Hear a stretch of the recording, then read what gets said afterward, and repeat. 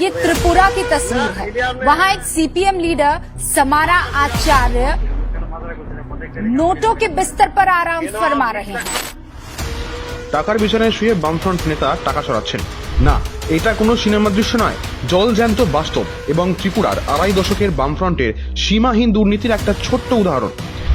গরিবের পার্টির ভেগ ধরে থাকা বামফ্রন্টের গরিবের মুখোশের আড়ালে রোজভ্যালি দুর্নীতি, পিডব্লিউডি দুর্নীতি, খাদি দুর্নীতির মতো কোটি কোটি টাকার দুর্নীতি লুকিয়ে আছে, যে কারণে এখনো বামফ্রন্ট নেতারা টাকার বিছানায় শুয়ে টাকা ছড়াতে পারে।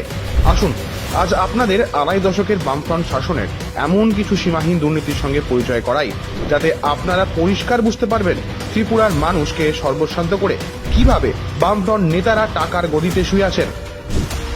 রোজভ্যালি দুর্নীতি।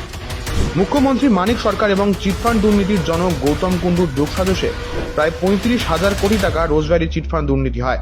তাতে সর্বশান্ত হন প্রায় ১৪ লক্ষ মানুষ, যেখানে সরাসরি চিটফান্ডে মানুষকে টাকা রাখতে উদ্বুদ্ধ করেছিলেন তৎকালীন বামফ্রন্টের মুখ্যমন্ত্রী মানিক সরকার। কারণ বর্তমান বিরোধী দলনেতা তথা তৎকালীন মুখ্যমন্ত্রী নিজে মানুষকে রোজভ্যালিতে আমানত রাখার জন্য উৎসাহ জাগিয়েছিলেন। এদিকে আমাদের বুঝতে অসুবিধা হচ্ছে না যে তাদের যে প্রতিষ্ঠানের যে ব্যবসা বাণিজ্য, এটা যথেষ্ট জাকিয়েই প্রসার লাভ করছে। ৮০০ কোটি টাকার পিডব্লিউডি দুর্নীতি। দুর্নীতিবাজ বামফ্রন্টের পূর্তমন্ত্রী বাদল চৌধুরী প্রায় ৮০০ কোটি টাকা তছরূপ করেন এবং পিডব্লিউডিতে এই বিপুল দুর্নীতির ফলে সমস্ত রকম উন্নয়ন থেকে বঞ্চিত হন ত্রিপুরার মানুষ।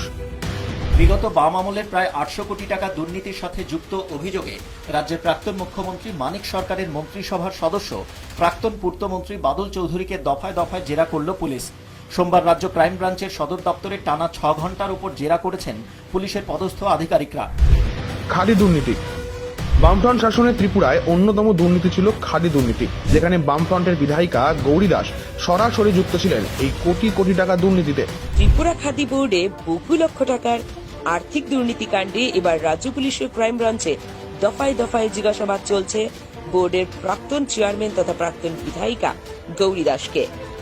তাই ২০১৮ সালে ত্রিপুরার মানুষ আড়াই দশকের এই দুর্নীতিবাদ সরকারের অবসান ঘটায় এবং বিজেপির ডবল ইঞ্জিন সরকারকে প্রতিষ্ঠিত করে, যা আগামী দিনেও ত্রিপুরার মানুষের একমাত্র ভরসার জায়গা।